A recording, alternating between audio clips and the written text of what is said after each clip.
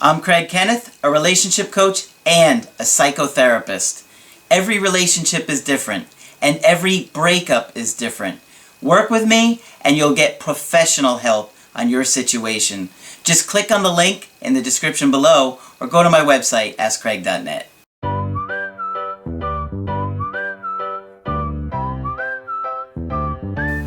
Hi there, I'm Coach Kenneth, and in this video, I'm going to be talking to you about, have you really changed? Well, when we're going through a breakup, one of the things that we are constantly trying to do is prove to the person that broke up with us that we've changed. And oftentimes, we will immediately see all of the things that they've been complaining about, and it will come like this rushing wave of emotions. And instinctually, we want to tell this person, I've changed. I'm going to be that. I'm going to be what you want me to be. I'm going to do all the things you want me to do.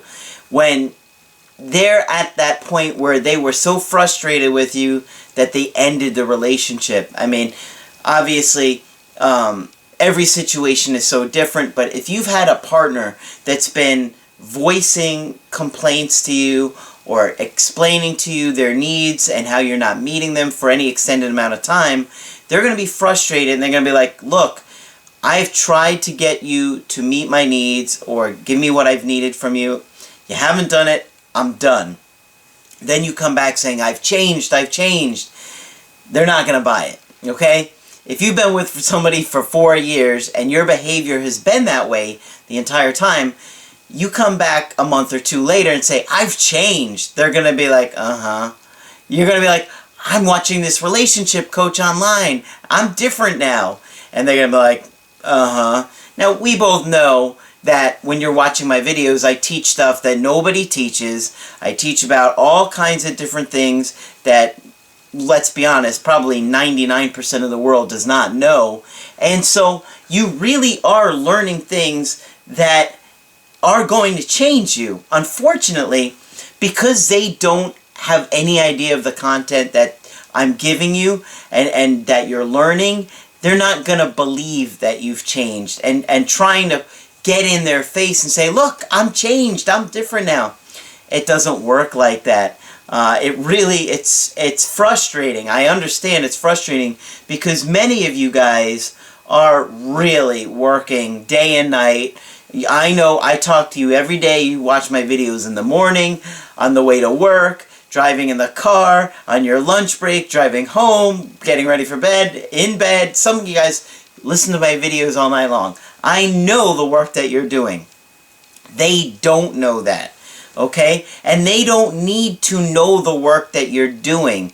Okay? It's more about you really making the changes and showing them the changes and telling them that you've changed, because that's not attractive. If you keep telling somebody, I've changed, it's like saying, you are more important than me.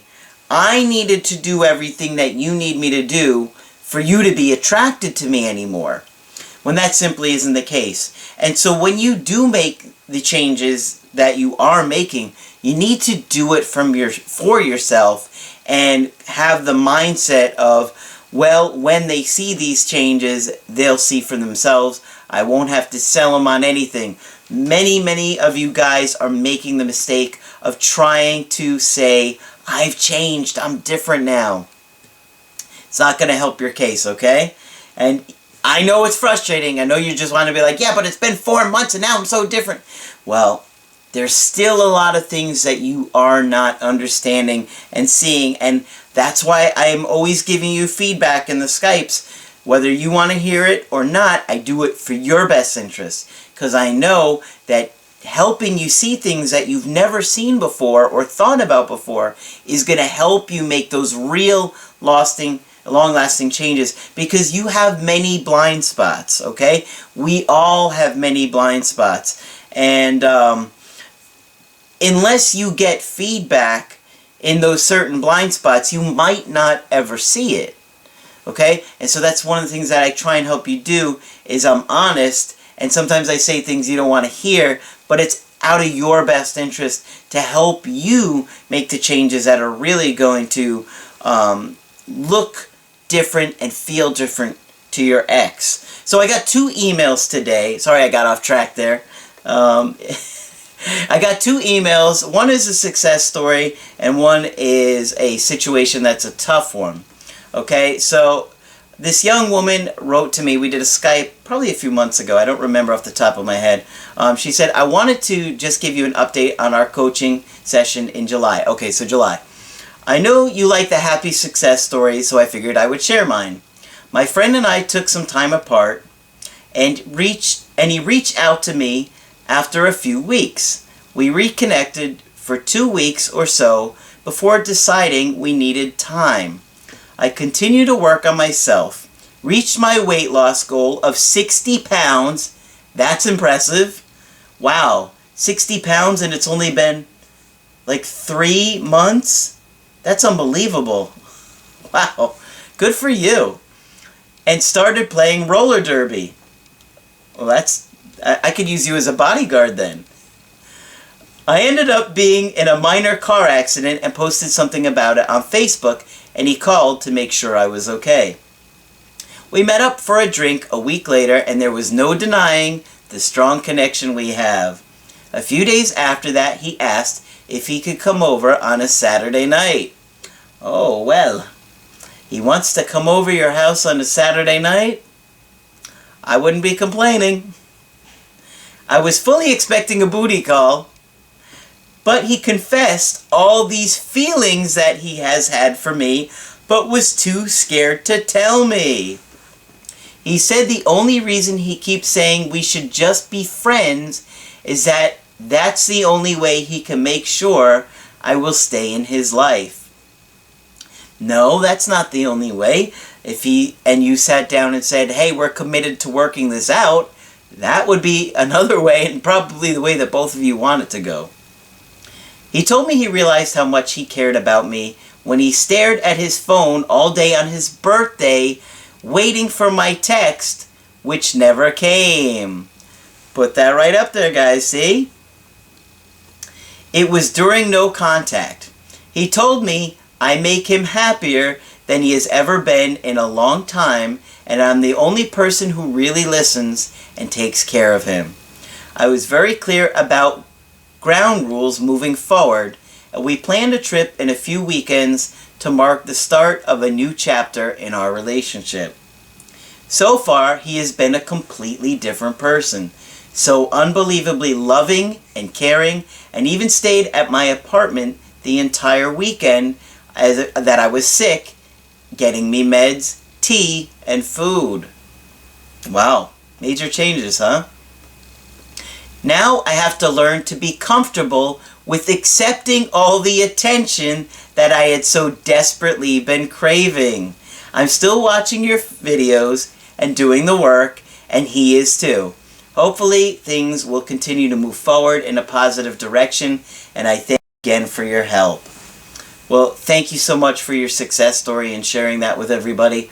Obviously, you have made some major changes in your life. You really have changed, and you continue to work on yourself. And I can't be more proud of you because, you know, regardless of what happened with him, you've completely turned your life around, and you're staying motivated, which can be difficult to do when somebody comes back, you know, around and you start to date him again. So I got a second email here for a guy in his mid-20s. Now, he was dating this woman. She's in her very early 20s. And they majored in the same thing in college, and that's how they met.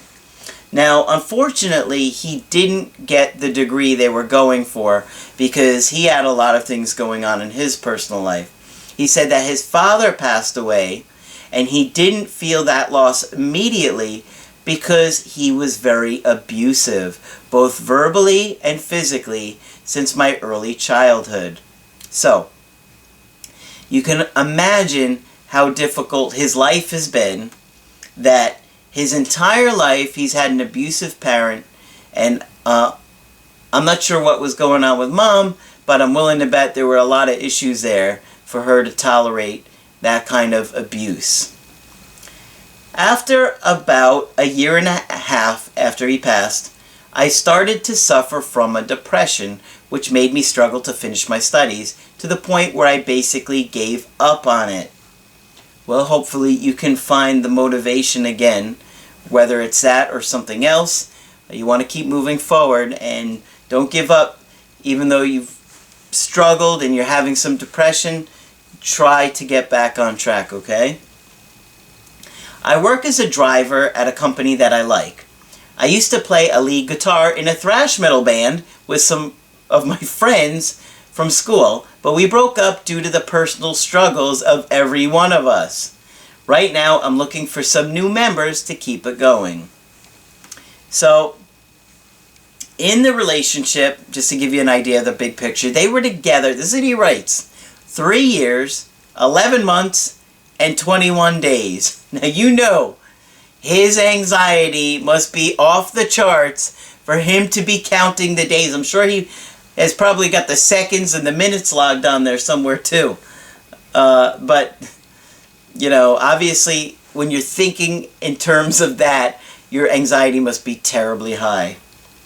Okay, so they met each other in college, but for the first few years they were just friends. The spark was shown at work. I kissed her during a party at my house, and that's where our history began. Now, as far as her, she is a very loving and caring father and younger brothers.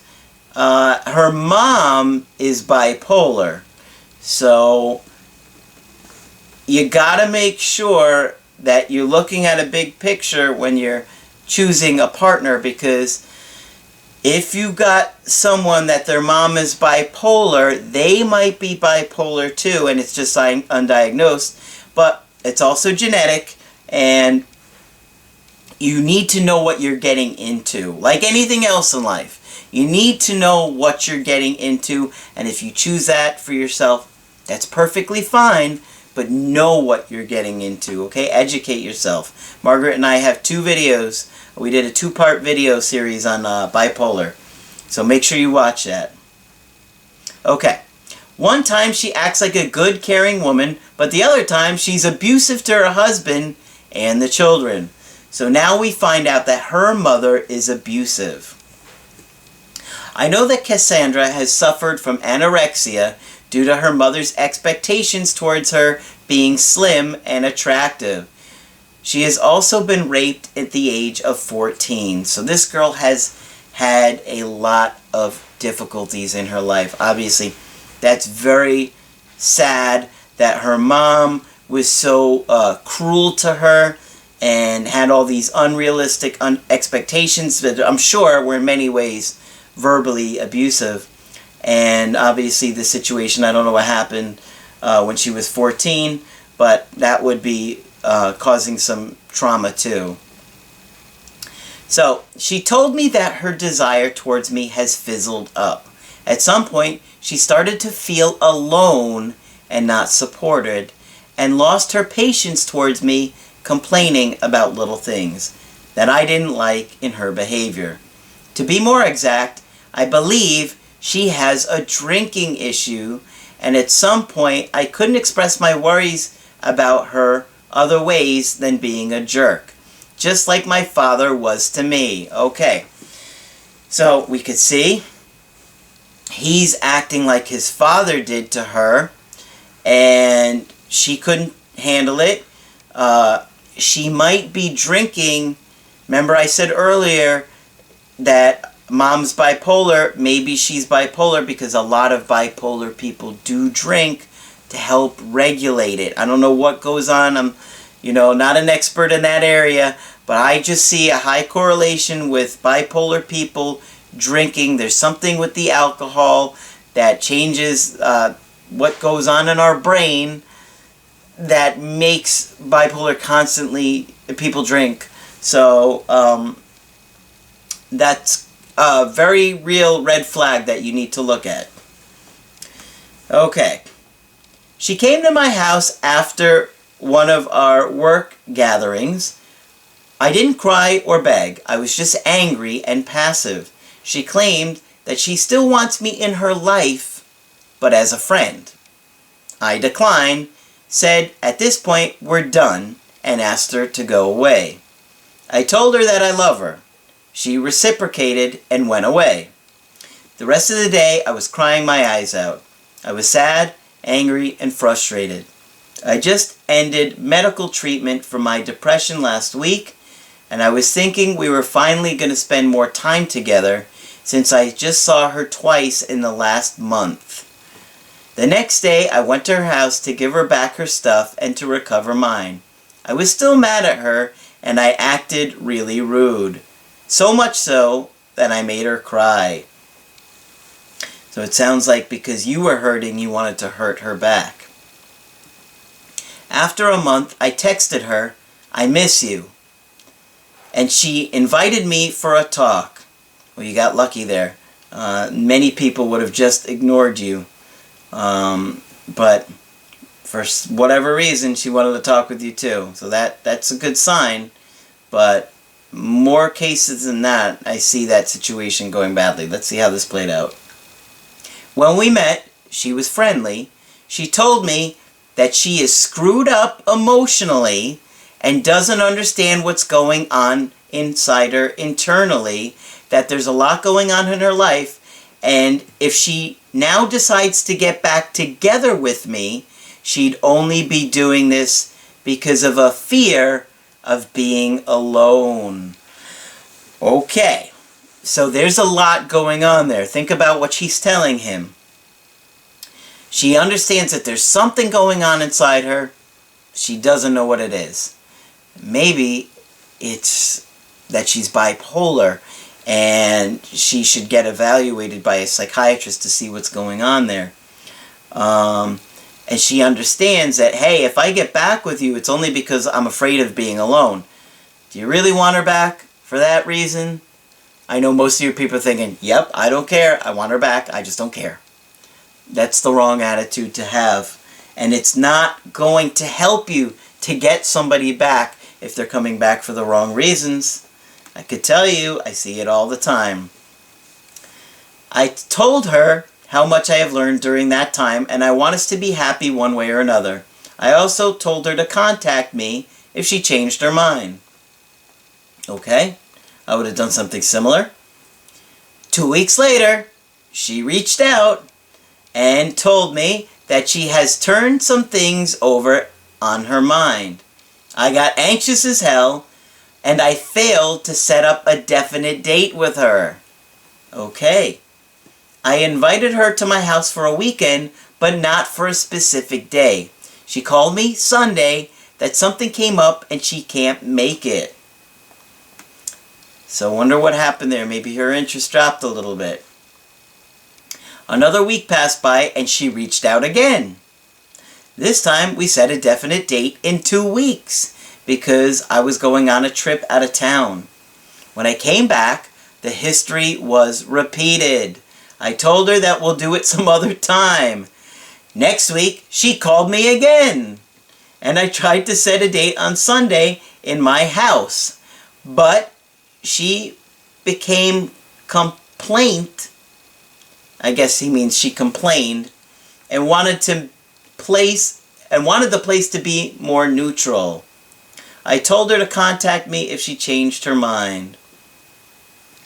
Well, I wouldn't have forced her to try to come to your place, although that is ideal.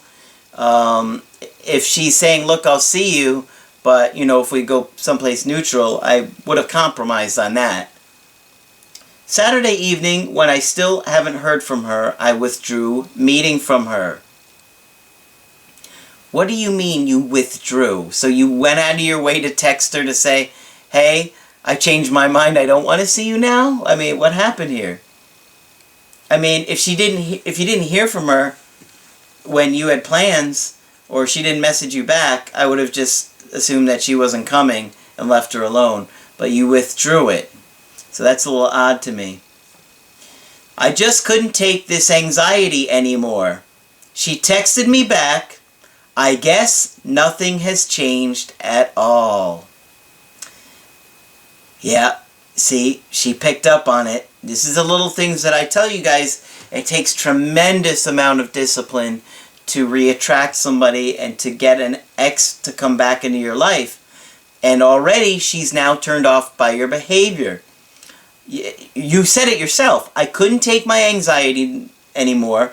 So what did you do? You did something that, I don't know, you didn't say how you did it, but obviously it was in a way, and I picked up on this, that turned her off, because now she's saying, I guess nothing has changed at all, meaning I guess you haven't changed. I was hoping you were different. I was hoping things were different, but they're not. This is what I try and tell you guys all the time. And unfortunately, we're seeing it play out with somebody. Now they have to go through this. But hopefully it will help you guys see what I'm telling you. I see this all the time.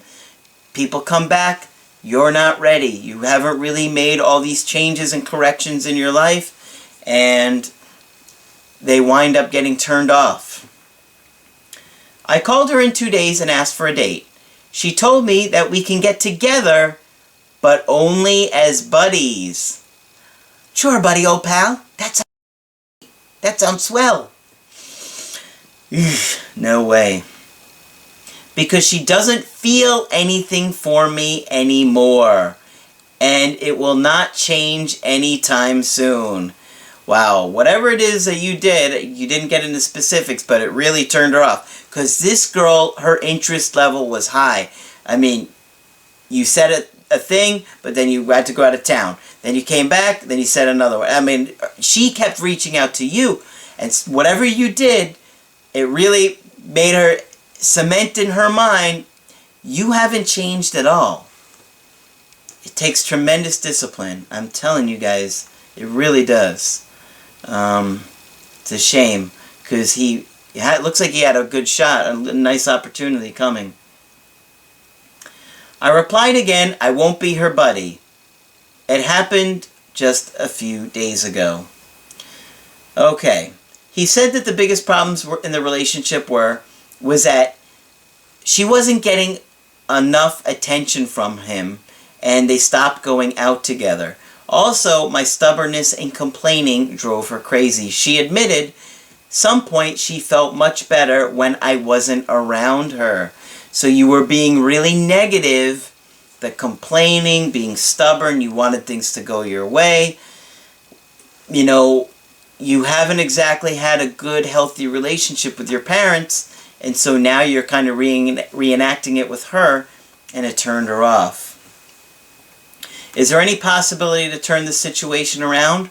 I love this girl to death. It recently came up that she might have some kind of brain tumor that might cause her some medical issues. I worry about her so much, and she knows it. Well, unfortunately, you're in a situation where you don't know what's going on with the medical issue. You obviously don't want to be a jerk to her if she's got a brain tumor, and, you know, that's a tough situation. I don't know how severe it is, I mean, or if it is, because you said she might. So, you know, that's a whole sensitive issue that you're going to have to work around. She might, I mean, think about it. If you've got a brain tumor, the last thing you're really going to be thinking about is romance, right? You're going to be like, oh my God, I might die. What's going on here? What's going to happen? I'm scared. And so she might want you around as some kind of support system. But, you know, do you really want to be her friend through all of that? I mean, maybe it's different if, you know, she's single, but if all of a sudden she starts dating somebody new, what do you want to do? I mean, it's a tough situation here. I would have had to know more about it before I can speculate. Because all I hear is a maybe, and, you know, I didn't say the symptom that he said it was because I didn't want to be too specific, so they could be like, hey, this is me in the video. But the medical issues that she mentioned, it wasn't life-threatening. I'll just say that, okay? So, how do you turn this situation around?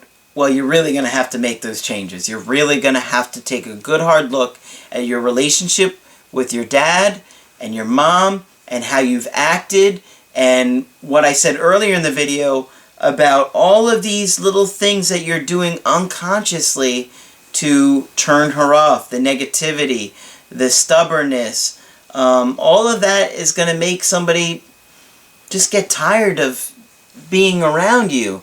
And that's the last thing she's going to want in her life if she's got a possible brain tumor. I mean, she's going to want people that are caring and supportive and loving and kind, and certainly she's not going to need any additional drama.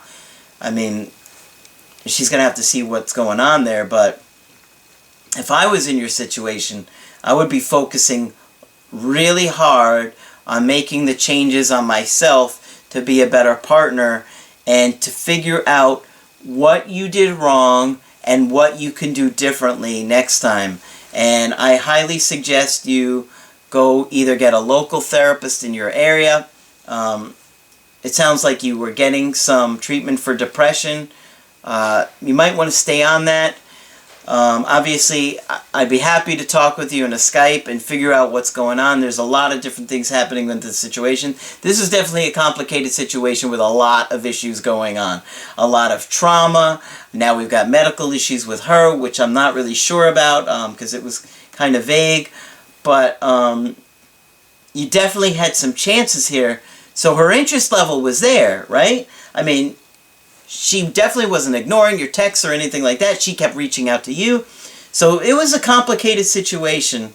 And you just want to stay motivated and committed to making the personal growth. So when she does spend some time around you, she's not going to be sitting there saying, you haven't changed. She'll be able to say, wow, you really have changed. So if you want to get my help personally, just go to my website, askcraig.net. Sign up for the coaching option that works best for you. I do email coachings and I do Skype coachings. But that's it for this video. I'm Coach Craig Kenneth, and I will talk with you soon.